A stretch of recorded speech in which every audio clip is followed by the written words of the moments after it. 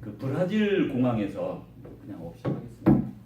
브라질 공항에서 출발해서 볼리비아를 거쳐서 콜롬비아 북서부 메데인 호세 코르도바 국제공항으로 향하던 한 비행기가 있었습니다. 작년 연말 11월 28일 날에 있었던 일입니다. 이 비행기에는 브라질 축구팀이 타고 있었다고 합니다. 여러분 중남미의 국가대표 선수팀이 탔다는 것은 무슨 의미인지 아시겠죠? 이 아주 중요한 분들입니다. 그런데 그 비행기가 추락해서 브라질 축구팀을 포함해서 탑승객 77명 중에 6명만 살아남고 다 생명을 잃었습니다. 기장은 연료가 떨어져 가는 걸 보면서 이제 그런 구조 요청을 했습니다. 그 관제탑에 가까운 관제탑에 이렇게 요청을 합니다. 지금 기름이 떨어져 가고 있다. 우리를 빨리 착륙할 수 있게 해달라. 그런데 그 관제탑에서 이런 연락이 왔다 그래요. 7분간 더 기다리라. Wait for 7 more minutes. 7분이니까 사실 그거 버틸 수도 있다고 생각이 들었을 수 있습니다. 관제탑에서 생각할 때 아무리 기름이 없어도 7분을 못 버티겠습니까? 그런데 7분간 더 기다리라.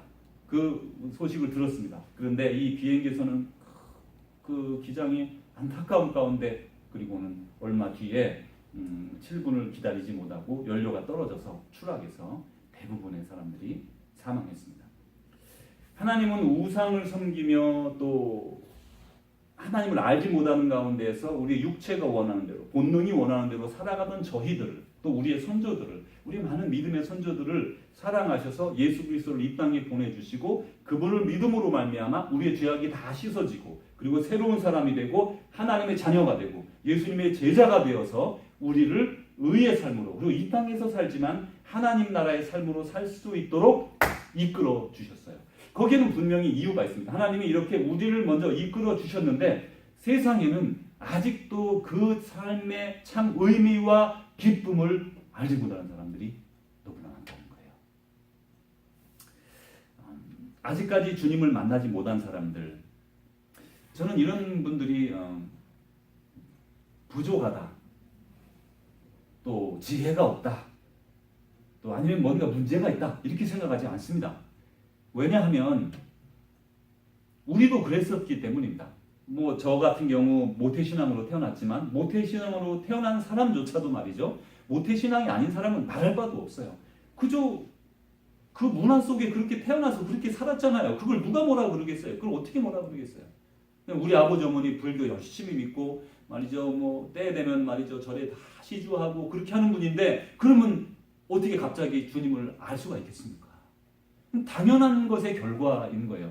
그냥 행운아로 참 그 믿는 가정에 태어났다 해도 말이죠. 그런 사람이 주님을 직접적으로 만나기 전까지는 참된 그리스도인으로 살지를 못해요. 교회를 심지어 오랫동안 다니고 있어도 우리 심지어 목회자의 자녀라 할지라도 하나님을 1대1로 만나 그분을 이렇게 느끼고 알고 대화 그러기 전까지는 참된 그런 믿음의 길을 알지는 못해요. 그러니까 이런 많은 사람들이 아직도 많이 있습니다. 그럼 우리 이렇게 말할 수 있죠. 7분만 더 기다려라. 7분만 더 기다리세요. 누군가가 당신에게 갈 것입니다. 7분만 더 기다리십시오. 생명 구출 사역에 대해서는 저는 먼저 그 주님의 마음을 알아야 된다고 생각합니다. 그게 가장 먼저라고 생각합니다. 예수님께서는 이제 먼저 갈릴리 지역에서 3년 정도 공생의 삶을 하셨다고 그래요. 30살의 정도에 이렇게 공생애를 시작하시면서 갈릴리 본인이 태어나셨던 저 베들레헴에서 태어나시지만 다시 이렇게 올라오셔서 나사렛에 가셔서 사시고 조금 잘하시다가는요 그 가버나움이라는 곳으로 이사를 가셨습니다. 그 나사렛, 가버나움 뭐 다 갈릴리 이게 다 그 한 곳 그 갈릴리 주변 도시지 않습니까? 거기에 가버나움은 그래도 이 그 갈릴리 호수를 낀 도시에 지금 큰 데입니다. 가버나움에 가서 사셔서 잘하셨는데 그분이 사역을 시작하신 것도 요단강에 가서 세례를 받고 오시고 나서 그분이 갈릴리에서 복음을 전파하기 시작하는데 가장 먼저 어디서 말씀을 전하시냐면 가버나움 자기 동네에 가셔서요 회당에 가셔서 이사야의 말씀을 읽으시면서 복음을 전파하세요. 그분이 예수님이 복음을 전파하시면서 많은 사람들에게 한 사람 한 사람 그 3년 동안 이제 한 사람 한 사람 다니면서 만나면서 얘기하면서 제자도 부르시고 또 이렇게 사역을 시작했어요. 근데 이분에게는 그 두 가지의 이렇게 특징이 말씀을 가르치고 또 하시는 그 모든 그 구원의 두 가지를 중심적으로 하셨습니다. 첫 번째는 우리가 잘 아시는 것처럼 하나님의 나라를 선포했습니다. 하나님의 나라를 선포하고 그리고 하나님의 나라에 대해서 가르쳐 주셨어요. 우리가 그게 캐릭소라고 이렇게 말을 합니다. 구리거로. 캐릭소라는 말은 어떤 사람이 이제 그 운동 경기할 때 운동 경기가 언제 있습니다라고 아니면 운동 경기가 지금 시작되겠습니다라고 선포하는 사람이에요. 이 사람 무슨 뭐 대단한 건 아니고요. 그냥 알리는 거죠. 알려주는 게 캐릭소. 이런 알리는 거. 그다음에 그 캐릭소라는 말에는 또 다른 말이 있는데 preaching 그러니까 말씀을 전파한다 그런 말도 있어요. 그래서 이것을 우리 한국어 성경에는 전도라 이렇게 번역을 하기도 하고요. 어떤 다른 번역에서는 또 뭐 설교다 이렇게 번역을 한 데도 있고요. 영어로도 마찬가지입니다. NIV나 이런 성경들은 preaching이라고 번역을 하고 또 NRSV 성경을 아주 직역을 해놨다고 하는 NRSV는 proclamation 이렇게 말합니다. proclaiming이라는 거는 지금 선포하는 거예요. 이렇게 지금 경기를 시작합니다. 아니면 누가 우승자가 되었습니다. 이런 거를 그 당시 말로 캐릭소라고 했어요. 그래서 이 두 가지로 이제 하고 또 다른 거 하나는 예수님이 하신 사역은 사람들을 온전하게 하는 사역을 하셨어요. 뭐 병을 낫게 하고 또 귀신을 쫓아내고 주로 이런 사역들인데 그 사람을 온전케 한다는 데는 여러 가지가 있을 수 있다고 생각합니다. 병도 말이죠. 예전에는 주로 육체적인 질병과 귀신 드는 거를 병이라고 많이 성경에 얘기를 하잖아요. 그런데 지금 우리 시대에는 육체적인 질병도 질병 그대로 남아있지만 귀신 들린 것은 많이 지금 이렇게 좀 떠나간 듯한 그래서 아니면 변형된 듯한 모습이 보여요. 우리 어렸을 때는 다들 보셨는지 모르지만 귀신 든 사람이 상당히 많았습니다. 저도 그런데 저희 어머니랑 같이요 기도하러 많이 따라다니고 그랬어요. 어렸을 때요 그 순복음교회에서 늘 그렇게 많이 이렇게 가서 찬양하고 기도하면서 기도해주고 하는 일이 있었고 동네마다 귀신 들린 사람들이 꼭 몇몇이 있었어요. 그래서 실제로 그 제가 자랄 때 같이 막 기도하고 했던 기억도 있고요. 또 지금도 미국이나 뭐 이런 한국 같은 데는 안 그러지만 제가 코트디부아 갔을 때 어느 그 선교지에 가서 이렇게 말씀을 전하는데 말씀을 다 전하고 났는데 뭐 어떤 사람이 막 괴성을 지르면서 그야말로 성경에 나오는 얘기대로예요. 괴성을 지르면서 막 이렇게 막 귀신 들린 모습이 이제 나타나더라고요. 그래서 이제 우리 같이 막 기도하고 한 30분을 기도한 것 같아요. 이제 그런 일들이 지금도 이렇게 어떤 나라에 있지만 지금 우리 주위에서는 많이 이렇게 사라진 듯하고 대신에 육체적 질병은 남아있지만 정신적 질병 또 마음의 질병 이런 것들이 예전보다 엄청나게 커져서 이렇게 시대적으로 이런 온전함이라는 게 좀 달라지고 있는 것 같아요. 추구하는 바가. 어쨌든 예수님은 그 사역을 갈릴리 중심으로 3년 하시고 또 예수님이라 하셔도 그 1년에 3번 우리 77절이나 또 77절을 오순절이라고 하거든요. 6월절, 77절, 그다음에 초막절 이 3번은 이렇게 예루살렘에 올라가셨습니다. 그래서 늘 가셔서 기적도 해나시고 뭐 사람도 만나시고 막 그러셨던 걸 우리가 읽습니다. 그렇게 사역을 하시면서 이 두 가지에 집중하시게 되는데 예수님께서 이렇게 말씀하셨다고 마태가 말합니다. 무리를 보시고 불쌍히 여기시니 이는 그들이 목자 없는 양과 같이 고생하며 기진합니다. 예수님이 이제 사역을 하시면서 사람들을 막 보니까 무리를 보시고 불쌍히 여기시니 사람들을 보니까 불쌍한 거예요. 이게 이들이 목자 없는 양과 같이 고생하며 기진합니다. 이 무리가 누굽니까 여기서 지금? 유대인들이에요. 유대인. 예수님이시니까 그 갈릴리에서 지금 가르치시고 있습니다. 유대인들은 누굽니까? 하나님의 백성이에요. 이 불쌍히 여기고 목자 없는 양과 같은 사람들이 아닙니다. 자기들이 생각할 때. 전혀 그런 사람들이 아닙니다. 우리는 온 우주에 하나님 우리를 선택하시고 우리는 하나님의 백성이다. 근데 그 사람들을 보시고 불쌍히 여기시고 그들이 목자 없는 양과 같이 고생하며 기진합니다. 주님 불쌍히 여기시죠. 여기는 우리가 아시는 것처럼 이 당시 그 종교 유대교가 그 어떤 율법에 빠져가지고 정말 하나님을 만나는 참 기쁨을 모를 때예요. 그러니까 종교 생활을 하고 있지만 실제로 하나님을 믿는 하나님과의 교제가 끊어진 뭐 우리로 말하면 제사 생활 같은 거라고 볼 수 있습니다. 제사 드리는 그런 삶을 살던 사람이 하나님을 모르니까 불쌍히 여기시고 또 목자 없는 양과 같이 고생하며 기증합니다. 이 표현이 아주 잘 와닿는데 저희보다 아마 이 예수님 그 당대 사람들은 확실하게 알 수 있었을 거예요. 여러분 목자 없는 양이 어떨까요? 양은 양인데 양이 목자가 없습니다. 그럼 첫째 자유롭겠죠. 예를 들어 우리 집에 강아지가 있는데 강아지가 주인이 없어요. 자유롭겠죠. 근데 그 잘 살 수 있을까요? 이 양은 특별히 강아지하고 좀 달라요. 왜냐하면 양은 이때는 다 들판에 살고 그러지 않습니까? 짐승들이 많고 곰이 나오고 말이죠, 뭐 사자가 나오고 늑대가 나오고 이런 세상인데 이 양은 우리가 잘 아는 바처럼 근시라고 그러잖아요. 이렇게 저처럼 안경 벗으면 잘 안 보인다 그래요. 가까운 것밖에 안 보인답니다.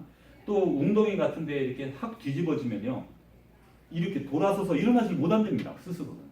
우리 바퀴벌레 보면 그러지 않습니까? 바퀴벌레가 그렇게 쏜살같이 달아나고 벽도 잘 붙어있지만 딱 넘어지면 못 일어나잖아요. 그 양이 꼭 그렇다네요. 그래서 어디 웅덩이 같은 걸 조심해야겠지, 좀 깊은데 헛다리 짚으면 탁 넘어지면 못 일어나고. 정말 스스로 자신을 보호할 수 있는 뭐 발톱이 있겠습니까? 뭐가 아주 약한 동물이죠. 그래서 목자가 없으면요, 배고파 굶주리고 병들고 쫓기고 그러다가 결국 고생하다가 죽는 게, 잡혀 죽는 게, 아니면 길에서 죽는 게 목자 없는 양이에요. 이건 행복한 것이 아니라 참 그 인생이 참 힘들고 어려운.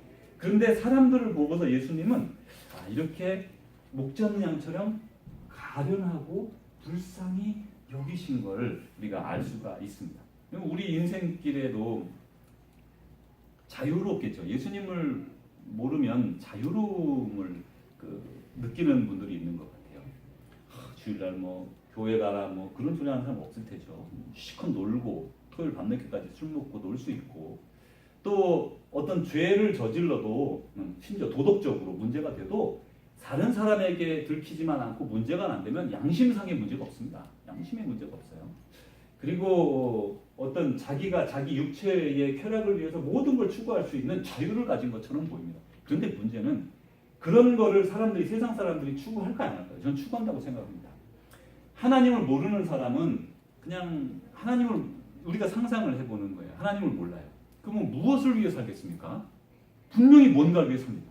사람은 아무 의미 없이 그냥 우리 동물처럼 살지 않아요. 뭔가 의미를 찾아요. 삶의 의미를 찾고 가치를 찾고, 그리고 삶의 어떤 가장 중심된 걸 이렇게 찾아가죠. 그게 뭐예요? 그래서 사람들이 재물에 목을 매게 되는 거예요. 거기서 파워가 나오고 안정이 나오고 또 행복감이 나오고 그렇게 생각이 드는 거예요.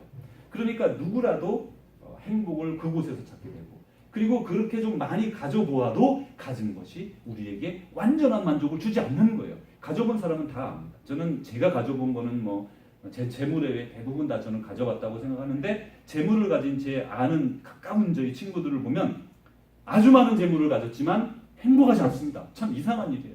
그냥 조금 있는 사람이 아니고 아주 큰 부자인데, 정말 한인 중에 그런 사람이 많지 않을 텐데, 그런데도 절대 만족스럽지가 않아요. 조금 더 있어야 된다고 생각해요. 그럼 그것도 행복을 주지 못하고, 부인을 우리가 이제 여러 가지로 이런 많은 사람들을 만나보고 말이죠. 결혼도 여러 번 해보고 아니면 연애를 여러 번 해보고 해도 그게 완전한 만족이 쾌락에서 얻어지지가 않아요. 이 세상 모든 것으로 만족도 누리지 못하다가 고생하며 방황하다가 마지막 죽어서 그런 주님 앞에 가지 못하고 형벌 받는, 그러니까 얼마나 주님을 알지 못하는 사람이 불쌍한가, 이걸 알 수가 있어요. 그래서 이렇게 주님이 또 말씀하셨어요. 제자들에게 이르시되 추수할 것은 많되 일꾼이 적으니 그러므로 추수하는 주인에게 청하여 추수할 일꾼들을 보내주소서 하라. 제자들이 지금 제자들한테 예수님 말하는 거예요. 그럼 주인에게 청하여, 하나님한테 청하라는 거예요. 그래서 추수할 일꾼을 보내주십시오 이렇게 기도하라고 그랬어요. 사람들이 다 유리방황하는데 그들이 갈 길을 스스로 찾지 못하는데, 그거를 도와줄 수 있는 사람은 이 추수할 사람들, 추수할 일꾼들인데 이 일꾼을 보내주세요. 그래가지고 우리가 여기 있게 된 것 같아요.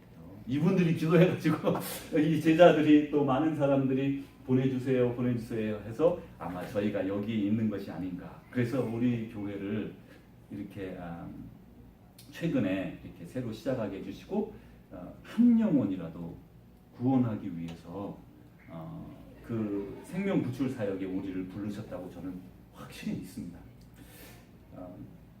예수님께서 한 번은 잔치를 이렇게 베푼 한 주인에 대해서 말씀하셨습니다. 누가복음 14장의 말씀입니다. 한 사람이 잔치를 크게 베풀고 종들을 사람들에게 보내가지고 이제 잔치 시간이 됐으니 이제 오십시오 하고 미리 알려주고 그 다음에 이제 잔치 때가 돼서 또 알려주러 사람을 보냈더니요 이런 일이 있었어요. 한 사람이 말하기를 이제 청함 받았습니다. 그분 오시기로 했고 오기로 했는데 이렇게 말합니다. 어서 오십시오. 잔치가 준비되었습니다. 그러자 나는 밭을 샀으니 아무래도 나가 보아야겠으니 미안하게 됐소이다. 참 좋은 일이죠. 밭을 샀대요. 그래가지고 나가봐야 됩니다. 좋은 일입니다. 그리고 두 번째 사람에게 또 가봅니다. 그랬더니 이 사람이 이렇게 말합니다. 나는 소 10마리를 샀으니 시험하러 나가봐야겠습니다. 엄청 좋은 일이에요. 지금 밭을 사고 말이죠. 뭐 새로운 비즈니스가 이제 막 일어나고 그리고 한 사람은 소를 한 마리도 아니고 두 마리도 아니고 성경에 보니까 10마리를 한 번에 샀대요. 돈을 얼마나 절약을 해가지고 모았으면 10마리를 한 번에 삽니까? 그래가지고 10마리를 사서 이제 시험하러 나가봐야 되는 거죠. 가끔 어떤 젊은 사람들은 차를 새로 사면요. 그냥 밤에도 그냥 한번 새 차니까 타러 이렇게 쓱 나가고 막 그런다 그러잖아요. 근데 소 10마리나 되니까 얼마나 지금 기대가 되겠어요.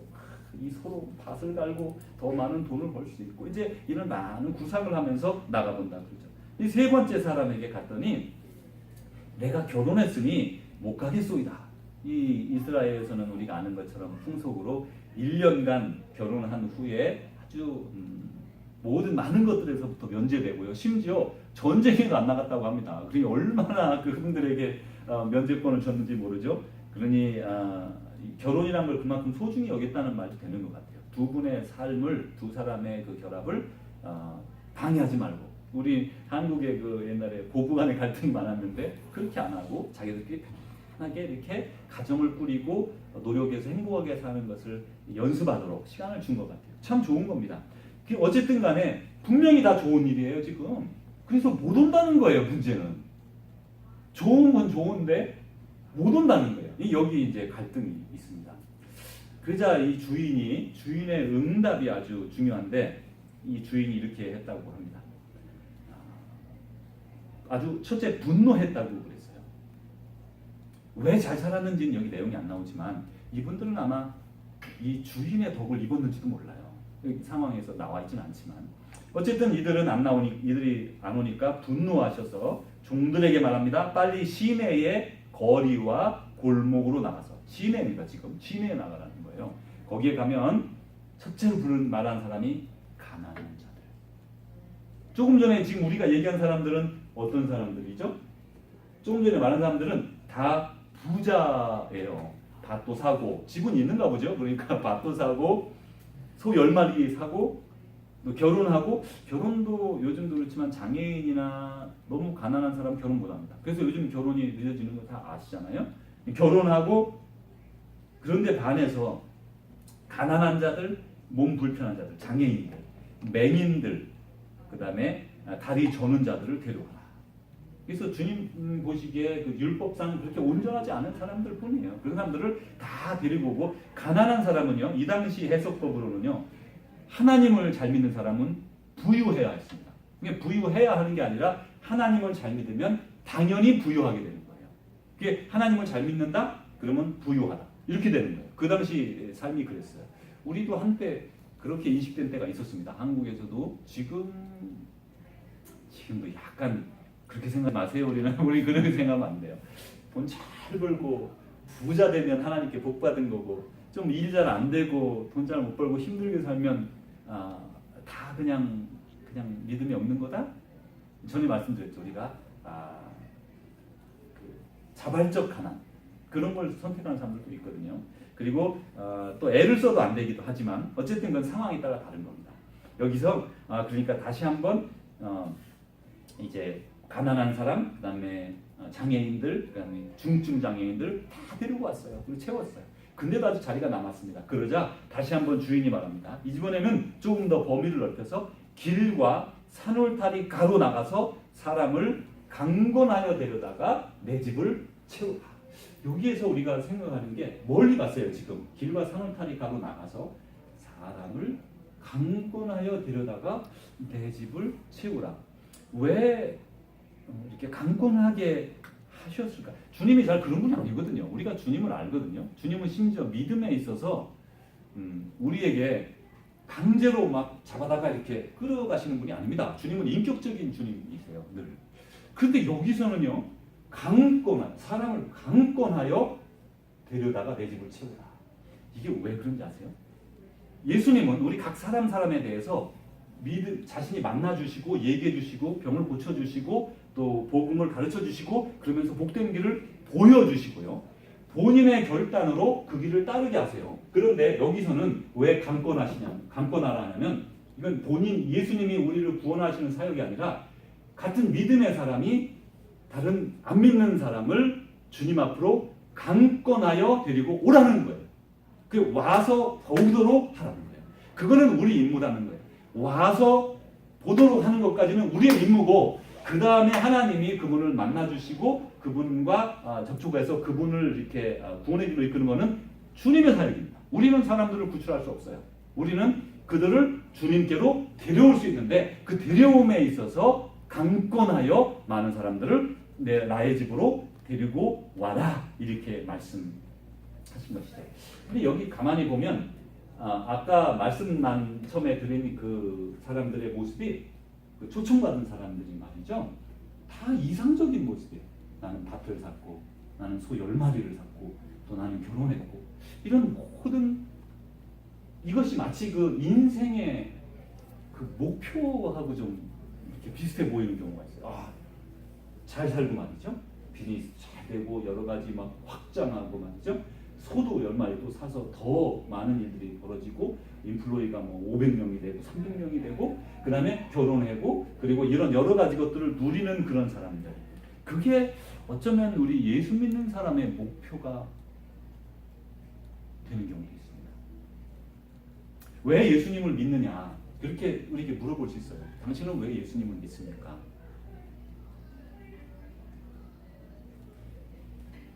믿음의 초기에는 이런 것들을 목표로 예수님을 믿을 수도 있어요. 그렇게 했던 시대도 있었습니다. 지금은 그렇게 우리가 무시한 시대를 살아가고 있잖아요. 예수님을 믿는 것은요, 예수님의 삶을 그대로 살아가고 이 땅에서부터 하나님 나라의 삶을 누리도록 부른다는 거죠. 그걸 통해서 다른 사람에게 우리가 예수 그리스도로 나타나는 거죠. 예수님이 하시던 일을 제자들이 하셨고 제자들이 한 일을 지금 우리가 하는 거예요. 그래서 우리는 주님께 부름 받은 거죠. 우리는 생명 구출 사역을 위해서 부름 받은 사람이죠. 예수님을 믿는다는 것은 예수님의 모습을 닮아가는 것이고 그 속에서 예수님이 하셨던 일, 생명 구출 사역에 우리가 부름을 받은 것입니다. 이제 이스라엘 사람들, 특별히 유대인들은 이 당시 유대인들은 여기에 이제 문제가 이제 선택해 있는 것이 있는데 이분들은 아까 부유함으로 표현되는 사람들은 이스라엘의 유대인들이에요. 이분들은요 선민입니다. 하나님의 선민이에요. 예수님이 그 족속을 통해서 왔습니다. 그래서 이분들은 영적으로 부유한 분들, 영적으로 부유한. 동시에 이 본문의 내용에서는 영적으로 부유하지만 육적으로 부유함도 동시에 표현하고 있는 거예요. 한 가지를 가지고 두 개 다 표현하는 거죠. 지금 시대로 보면 유대인의 모습이 아니라 우리에게는 부유한 모습, 그런 모습을 가진 자들에게 하나님 그들을 주님이 이렇게 주님께로 인도하려고 해도 쉽게 되지 않는 경우가 많죠. 왜냐하면 이들은 자기가 모든 것을 다 가졌다고 생각하기 때문에 그렇게 되는 거예요. 이제 주님은 다시 한번 우리에게 말씀하시기를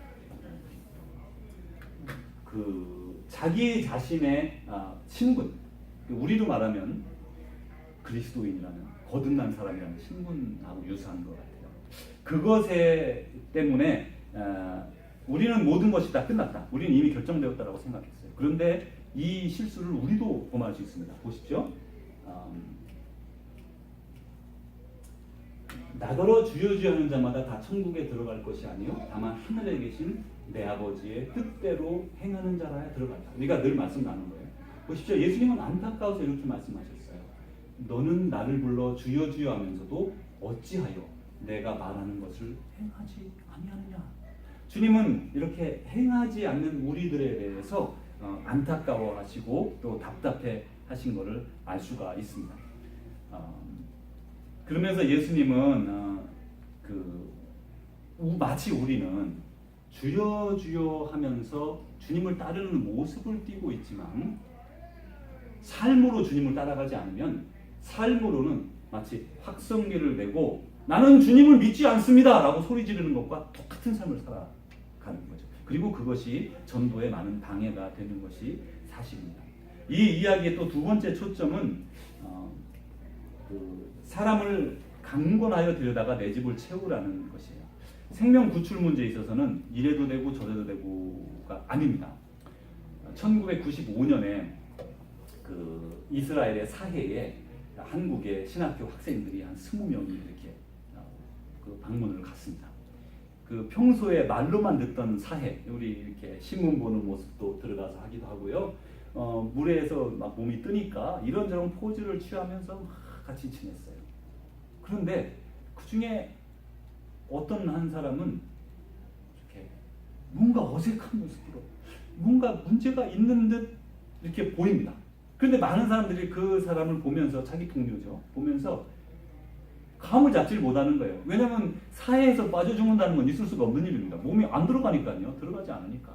많은 사람들이 밖에 나와서 머드도 칠하고 막 이렇게 뒤섞여 노는데 한 사람이 막 무언가 막 패닉 상태에 빠진 거를 몇몇이 봅니다. 그런데 그럴 리가 없죠. 그럴 리가 없죠. 그러니까 돌아서고 그랬어요. 그때 어떤 한 사람이 어떤 다른 동급생이 그 여자였는데 여자 그 신학생이었는데 정말 너무나 위험한 걸 느끼고 막 수영을 해가지고 수영하기가 어려워요. 사해가 이게 물에 뜬다는 게 수영하기가 어렵습니다. 그게 또 가라앉으면 막 하지만요 뜨면요 잘 안 나가요. 그럼 막 들어가서 그 사람을 이렇게 탁 이렇게 밀쳐가지고 밖으로 나왔어요. 나중에 알고 보니까 어떤 일이 있었냐면 거기 사해 입구에 가면 이만한 간판이 하나 붙어 있어요. 거기 뭐라고 써 있냐면 주의 이렇게 해가지고 써 있는데 몇 시부터 몇 시까지는 어느 지역에 그 팻말 있는 그 지역이죠. 지역에 뭐 물이 이렇게 되니까 뭐 조심해라. 뭐 그런 말이었어요. 그게 뭐냐면 이 사해에서 한 직경 1.5m 정도 되는 그런 파이프를 묻어놓은 거예요. 사해까지. 그래가지고 이 사해에서 물을 땡겨다가 그 바깥에 한 집에서 그 물을 땡겨 쓰는 겁니다. 그러니까 물을 1.5m 직경에 물을 땡기려면 얼마나 큰 모터로 땡겨야 되겠습니까? 그러니까 이 여자분이 거기에 빨려 들어가고 있는 거예요. 자기 나름대로 벗어나려고 애쓰지만 못 벗어나는 거예요. 너무 그 힘이 파워가 세고 갑자기 켜진 거죠. 이제 막 그러면서 그분이 살아났어요. 생명 구원에는 내가 그 사람이 보이면 그냥 놔둘 수가 없어요. 안 보일 때는 그리고 안 볼 때는 안 보이고 작정한 거예요. 아유 뭐 저건 괜찮을 거야. 그렇게 살죠 사람들이. 한 번은 제가 국가자동 살 때 있었던 일입니다. 어느 날 어떤 그 남자분이 이제 어떤 이제 국가자동 교회에 우리가 증가동 교회였죠. 증가동 교회에 한 젊은 여자분이 등록을 했어요. 그래가지고 그 댁에 신방도 가고 이제 그게 잘 알게 됐습니다. 근데 그 목사님이 이제 이렇게 지나가시다가 몇 번 이제 그분 주일날 나오시고 그래서 알게 되고 신방도 가고 아기도 좀 한 살 정도 되는 아기도 있고 그런 집이에요. 어느 날 새벽 기도를 마치고 집에 갔는데 이렇게 그 집에 과일 가게였는데 이렇게 문이 이렇게 열려 있는 거예요. 새벽 한 5시, 6시나 좀 넘었을 것 같은 그날에 이상하잖아요. 새벽에 신혼부부가 문이 이렇게 열려 있고 이상한 생각이 들더랍니다. 그래서 지나가면서 어떡할까 이제 이렇게 하다가 신혼부부 집에 갈 수도 없고 남편은 몰라요. 남편은 교회도 안 가. 그래 마음에 성령님의 음성이 그렇게 들리더래요. 들어가라. 새벽에 거길 어떻게 들어갑니까? 이제 앞에는 과일 팔고 뒤에는 방이 있고 한국에 그런 데 있잖아요. 그래서 이제 이분이 제가 이게 지금 남편도 모르고 어색하지 않습니까? 부인은 교회를 나오고 젊은 사람이고. 그래도 성령의 음성에 지나갔다가 다시 와서 들어갔어요. 두들기고 들어갔더니 거기에 한 남자가 하나 앉아 있고 아기가 자고 있는 거예요. 부인은 없고. 누구냐고 이렇게 교회 목사다 그러고 인사를 나누고 보니까 옆에 칼이 하나 놓여 있고 그리고 글을 쓰고 있는 중이었어요. 전화번호부 예전에는 막 이렇게 쓰는 게 있었거든요. 그 뒤에다가 글을 막 쓰고 있는 중에 이 사람이 찾아간 적이 있어요. 알고 보니까 부인이 집을 나갔고 그리고 자기는 유서 써놓고 이제 생명을 끊으려고 지금 그런 게 막 이루어진 찰나에 들어갔던 거예요. 사람의 생명을 구하는 건 정말 그 순간이고 찰나입니다. 그분은 또 다 잊어버릴 거예요. 그렇게 도움을 받아도 다 잊어버립니다. 나중에는. 그렇지만 하나님은 바로 그때를 위해서 우리를 부르시고 보내신 것이다. 그런 것이죠. 그래서 이 사람의 생명을 잃는 그 경각의 순간에는 분명히 우리는 뭔가를 해야 돼요. 그래서 사도 바울은 전도의 중요성을 이렇게 말했습니다. 너는 말씀을 전파하라.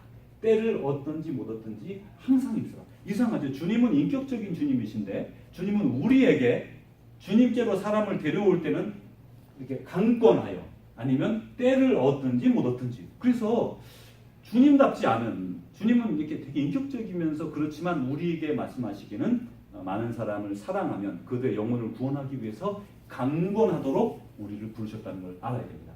여기서 말씀을 전파하라. 이 말씀을 보면 여긴 전도로 이렇게 생각할 수가 있어요. 말씀을 전하는 거, 복음을 전하는 거. 이게 아까 말씀드린 케릭소라는 단어예요. 이 단어는 뭐 이렇게 선포하는 거, 예수님을 믿으세요. 예수님은 우리 주님이십니다. 그런 것도 포함되고 설교도 포함됩니다. 그래서 어떤 버전을 보시면 뭐 말씀을 이렇게 뭐 설교하는 것처럼 말하는 것도 있기도 합니다. 때를 얻든지 못 얻든지 항상 힘쓰라 이렇게 말씀하셨죠. 제가 안타까운 것은 우리 인간은 만물의 영장이라고 그럽니다. 그래서 기술도 상당히 좋습니다. 지금 뭐 우리가 달도 정복했고요, 화성도 이미 위성을 보냈고 많은 일들이 발전해서 정말로 우주 시대가 정말 거기 가서 사는 날도 올지도 몰라요. 그 정도로 우리는 아주 발달된 과학을 가지고 있습니다. 그럼에도 불구하고 안타까운 건 우리 하나님을 우리의 지식으로 알 수 없다는 거예요. 그러니까 다시 되짚어 우리가 예수님을 안 믿는 사람이에요. 저와 여러분이. 그러면 우리 스스로 하나님을 이렇게 만날 수 없다는 거예요. 누군가가 하나님께로 인도해 줘야 돼요. 그래서 사람들이 그걸 모를 때, 하나님을 모를 때는 자연 만물을 무서워했습니다. 그리고 섬겼습니다. 그것이 방법이었어요. 그러나 지금은 우리를 통해서 그들을 전도하도록 보내주신 것이죠. 성경이 이렇게 말하죠. 하나님의 지혜에 있어서는 세상이 자기 지혜로 하나님을 알지 못합니다. 하나님께서 전도에 미련한 것으로, 이 전도가 아까 말씀드린 캐릭서라는 단어예요. 전도에 미련한 것으로 믿는 자들을 구원하기를 기뻐하셨다. 전도가 어떤 것이래요? 미련한 것이래요. 주님이 아신다는 거예요. 사도 바울이 안다는 거예요. 전도를 하는 방법이 미련하다는 거예요. 그런데 그 방법밖에 없다는 거예요. 하나님이 말씀으로 우리 생각에는 저도 그런 생각 많이 합니다. 하나님이 기적을 쫙 보여주면 아니면 예수님이 기적을 쫙 보여주면 믿을 것 같지요? 믿지 않습니다. 예수님이 그렇게 많은 기적을 일으켜도요 그 사람들이 예수님을 믿었는가요? 믿지 않았습니다. 기적의 빵과 떡을 먹은 사람이 예수님을 믿었나요? 믿지 않습니다. 이거는 한 사람과 한 사람이 이렇게 대중적으로 이렇게 있는 것이 아니라 주님과 만날 때 믿게 되는 거예요. 그래서 지금 교회 안에도 그냥 다니기는 하지만 참 주님과의 만남을 가지지 못한 사람은 그 하나님과의 그 믿음의 기쁨을 알지 못하게 되죠. 그래서 예수님은요 12제자를 기르셨어요. 아니 수천 수만 명을 기른 게 아니라 12제자를 기르고 니들이 가서 전파해라. 그리고 그 제자가 또 다른 제자들을 기르고 그리고 그 복음이 우리에게까지 이루어지는 거죠. 그리고 우리 대에서 멈추면 끊어지는 거죠. 우리 때에 우리가 책임을 맡아 다음 세대로 그리고 다른 이들에게로 전파할 그런 숙제가 있는 것입니다. 우리 교회 비전 선언문 한번 보겠습니다. 전이 교회는 우리 같이 한번 읽어보겠습니다. 전이 교회는 길 잃은 생명을 주님께 인도하며 주님과 동행하며 교회가 동행하며 교회가 이웃들과 동행함으로 세상을 변화시킵니다. 그래서 오늘 우리가 첫 번째 생명을 주님께 인도하는 비전에 대해서 말씀을 나누고 우리 2, 3, 4 전이 티게더 원투쓰리는 지난번에 말씀을 나눴습니다. 이 네 가지를 두고서 우리가 이제 계속해서 주님을 따라 나갈 것입니다. 이제 말씀을 마치겠습니다. 로마서 10장 13절에서 15절 보면 누구든지 주의 이름을 부르는 자는 구원을 받으리라 그렇게 말씀하시고, 보내는 자가 없이 어찌 들으리요 듣지 못한 이를 어찌 믿으리요 또 보냄을 받지 않았으면 누가 나가서 복음을 전파하리요 이렇게 말씀하셨어요. 우리는 주님께 보냄을 받은 사람입니까 아닙니까? 받은 사람이죠. 제자잖아요. 우리가 제자라는 말은 마세테스 따르는 걸 말하는 거거든요. 주님을 따르는 거예요. 근데 주님은 우리가 주님의 제자들은요 주님을 따르다가 마지막에 주님이 이렇게 파송하시는 거예요. 그걸 아포스톨로스라고 말합니다. 그러니까 우리 영어로 어파슬 그러잖아요. 사도라는. 12사도는 특별한 12사도입니다. 그분들은 뭐 그 위치가 변함이 없겠지만 우리 모두는 주님으로부터 세상에 보냄을 받은 사도의 역할을 감당하는 거예요. 뭐 나는 사도다 이렇게 하고 다닐 필요는 없지만 우리는 제자로서 세상에 보냄을 받은 사람들, 보냄을 받았다는 것은요 어파스톨로스, 그게 사도입니다. 우리는 그 사도의 직임을 가지고 있는 거예요. 몇 년 전 파나마 비치 수양회 강사로 오셨던 홍성욱 목사님이라고 계셨어요. 그분이 쓴 책 중에 교회만이 희망이다. 거기에 이런 재미있는 이야기가 있습니다. 호주의 한 해변이 높은 파도 덕분에 젊은이들 사이에 파도 타기에 아주 유명한 곳이 되었습니다. 파도 타기는 파도가 높아야 되거든요. 그래서 이제 파도가 워낙 세고 하니까 사람들이 타다가 뒤집어져서 이렇게 실신하거나 물에 빠지거나 정신을 잃거나 이런 일들이 생기기 시작했어요. 사람들이 많이 죽어가고 그랬습니다. 그래도 그게 좋아서 파도 타기 가는 거죠. 저도 파도 타기 일본서 막 하고 그랬었는데 우리 한국은 뭐 2, 3m 높은 파도가 일겠습니다. 이렇게 말하지만요 2, 3m 가지고도 잘 안 돼요. 이 파도 타기는 기본이 3m에서 5m, 6m 되면 될수록 좋아요. 그래 커야지만 높게 그런 거 보셨잖아요. 이렇게 확 올라가죠. 2m 이런 걸로는 되지가 않아요. 그래서 일본 같은 데가 잘 되고 한국은 잘 안 되죠. 파도 타기가. 근데 이런 이제 이 호주니까 얼마나 파도가 세겠습니까? 그 막 태평양 파도가 몰려오는데 이제 이것을 보다 못한 어떤 한 노인이 낡은 모터보트를 수리해서 해변을 지키기 시작했습니다. 파도 타기를 하다 위험에 만난 젊은이들 가운데 적지 않은 이들이 이 노인들에게 구조를 받기 시작했습니다. 이 노인은 해변가에 작은 움막까지 짓고 이제 그 안에서 바다를 응시하고 있었어요. 누가 빠지는가. 그래서 이제 점점 많은 사람을 구하기 시작했고 노인의 선행이 세상에 알려지기 시작하자 이제 세상에서 사람들이 노인을 돕겠다는 사람들이 줄을 서고 이제 또 생명의 구원을 받은 사람들이 고마워서 그 부모들이 고마워서 많은 사람들이 이제 몰려들기 시작했습니다. 초라한 움막은 현대식 건물로 구조 장비는 최신식으로 교체됐습니다.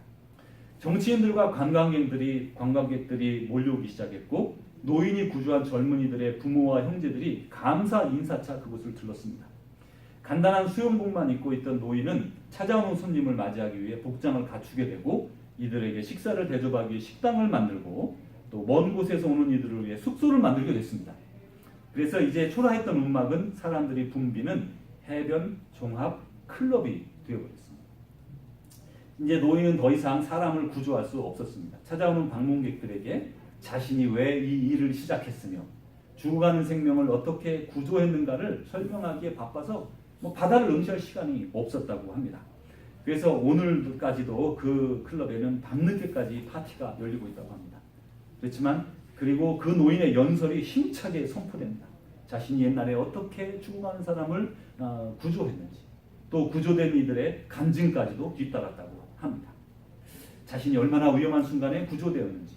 그러나 문제는 파티가 열리고 있는 그 순간에도 사람들의 무관심 속에서 해변가에서는 많은 그 서퍼들이 죽어가고 있었다는 겁니다. 오늘날도 이와 같지 않은가. 어떤 모습이 있지 않은가. 그래서 주님은 우리 교회를 새로이 부르신 것이 아닌가 그렇게 생각합니다. 저희들은 거기에 최일선에 나선 부름받은 제자들이고 사도들입니다.